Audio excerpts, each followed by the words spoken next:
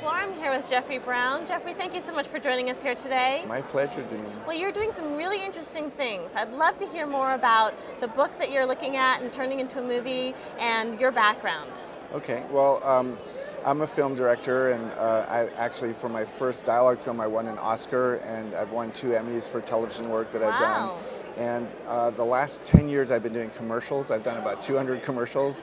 And you know, when you do commercials, they're short, and so I could raise my kids, but now my kids are pretty old, so they're almost out of the nest. So I wanted to jump back into the feature world and really do something that, you know, changes the world a little bit, that really helps people, real people. Yeah. So we picked this book, Sold, to make into a movie because it's a sort of doorway into the whole issue of human trafficking, which is a very intense, difficult subject. But this is a book that was written for young people. So although it's completely authentic, it takes you through it in a sort of way that you can handle it. Wow, so tell us a little bit more about the background of the book and what made this book so popular, and what guided you to make this book into the movie. Okay, well, I saw a film called Born into Brothels, and I came out of that just like almost in tears, and I just like prayed to the universe to give me an assignment where I could help real people. And because I know Born into Brothels created this whole social activist agenda, and they gave scholarships to the kids who were in the movie, but now they're creating something called Hope House, which is going to educate kids who are of the prostitutes in the brothels in Calcutta. So Hope House is actually very close to Calcutta, and it's a boarding school, so the prostitutes and mothers can visit their children, but they're not going to be raised in the brothels themselves.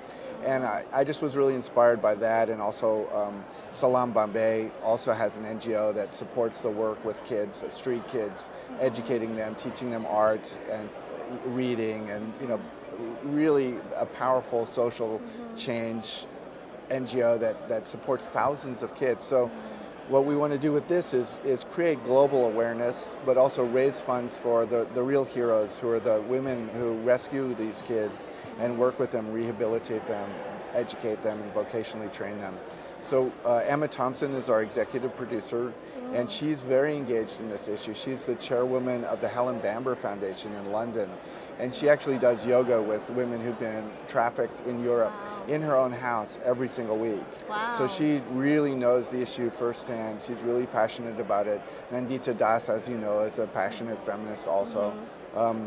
And really, this book it goes a little bit beyond just a story about a girl being trafficked into a brothel and escaping. Yeah. It's really a story about the values that women generally bring to the world, the values of doing for others, generosity of spirit, caring for others, and these are values that everybody has to embody for the human species to survive. Yeah. So it's kind of a bigger theme than just a trafficking film. It goes much wider than that. Okay.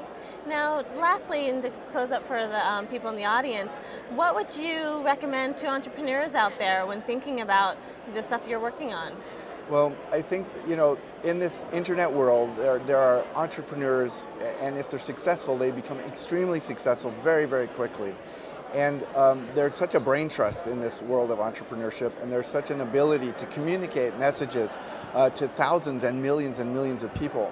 So what I suggest is that, you know, all entrepreneurs should have some sort of social cause that they're also working for, and maybe even within their companies to foster like that within their employees. Because if you're giving back, you feel good. It makes you feel happy to give to others, especially to others who are really challenged. Right. So what I suggest is that entrepreneurs think of what can their company do, what is in line with their company as a mission to help philanthropically. And that if you do that with your employees, you're going to actually create loyalty with your employees, because there's a bigger mission behind the company. And then for clients who use this company, if you're associated with some bigger mission, that'll create also a perception of, you know, what a great company this is, the people there are so caring. So it's a win-win all around. Okay. Well, great.